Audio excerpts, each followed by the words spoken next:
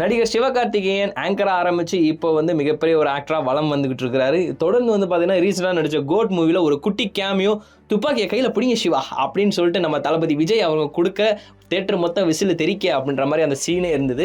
So அதுக்கடுத்து வந்து பார்த்தீங்கன்னா ரீசெண்டாக கலைஞர் கலையரங்கம்ல வந்து நம்ம சேப்பாக் போகிற வழி தான் இருக்குது. ஸோ அந்த இடத்துல வந்து அமரனோட ஒரு சின்ன ஈவெண்ட் ஒன்று நடந்துச்சு. அது வந்து பெருசாக என்னடா டெலிகாஸ்ட் ஆகலை யாருக்குமே தெரியல அப்படின்னு சொல்லிட்டுலாம் வந்து பதற வேணாம். அந்த இடத்துல வந்து ஒரு சின்ன சின்ன விஜய் டிவிக்காக இருக்கட்டும் இல்லை வந்து நெட்ஃப்ளிக்ஸ்க்காக இருக்கட்டும் இவங்களுக்கு மட்டுமே வந்து அஃபிஷியலாக நடந்த ஒரு இதுதான். அது வந்து நம்ம ஓடிடியில் தான் பார்க்க முடியுன்ற மாதிரி வந்து நியூஸ் வந்தது. அது மட்டும் இல்லாமல் வந்து பார்த்தீங்கன்னா அவனுக்குள்ள 2-3 விஷயங்கள் வந்து லீக் ஆயிருக்கு. ஸோ அதில் வந்து பார்த்தீங்கன்னா யார் யார் வந்திருக்காங்கன்னா சிவகார்த்திகேயன் வந்திருந்தாரு. அதுக்கப்புறம் வந்து சாய் பல்லவி நடிகை அவங்க வந்திருந்தாங்க. அது மட்டும் இல்லாமல் உலகநாயகன் கமலஹாசன் சார் அவருமே வந்திருந்தாங்க. ஸோ இவங்க எல்லாமே வந்து அவங்களுக்குள்ள இருந்தப்போ வந்து ஒரு சின்ன வீடியோ மாதிரி போட்டு காமிச்சாங்க. அதுக்கப்புறம் வந்து ஆங்கர் ஒரு கேள்வி கேட்டார். சிவகார்த்திகேயன் துப்பாக்கியோட கணம் எப்படி இருக்கு அப்படின்ற மாதிரி கேள்வி கேட்டிருந்தாங்க.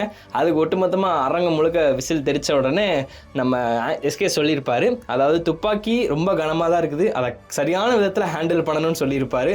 அது மட்டும் இல்லாமல் அதை பற்றி உலகநாயகன் கமலஹாசன் அவர்கிட்டயுமே கேட்டிருப்பாங்க. அவங்க என்ன சொல்லியிருந்தாங்க அப்படின்னு சொல்லிட்டு பார்த்தீங்கன்னா, சிவகார்த்திகேயன் சரியான பாதையில் போய்கிட்டு இருக்காரு, இப்படியே போனார் அப்படின்னா ஒரு மிகப்பெரிய நல்ல நிலைமைக்கு வருவார் அப்படின்ற மாதிரிமே வந்து அவரும் சொல்லியிருக்காங்க. மற்றபடி வந்து அந்த ஈவெண்ட்டை பொறுத்த வரைக்கும் இப்போ வரைக்கும் பெருசாக எந்த ஒரு விஷயமே லீக் ஆகலை.